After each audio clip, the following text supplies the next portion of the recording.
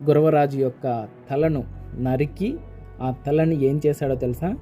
అతి క్రూరంగా, అతి కిరాతకంగా ఆ తలని గుర్రానికి కట్టుకొని తాడుతో అడవులమ్మటి ఈడ్చుకుంటా ఆ తలను అట్లి విజయనగరం వరకు ఈడ్చుకుంటా పోయి వీర నరసింహరాయలకు చూపించి ఈ విధంగా అయితే తన అకృత్యాలకు ఎండ్ కార్డ్ వేశాడండి ఈ ఇస్మాల్ ఖాన్ అనే ఆయన. ఇలాంటి సొరంగాలు ఎన్నో ఉన్నాయండి. ఇదైతే బూర్జు సొరంగం. ఇది దాడి చేయడం కోసం రెడీ చేసుకున్నట్లున్నారు. అదేవిధంగా పెన్నా నదికి స్నానం చేయడానికి కూడా ఒక చిన్న సొరంగం అనేది కిందికి నది లోపలికి రెడీ చేసుకొని పెట్టుకున్నారండి.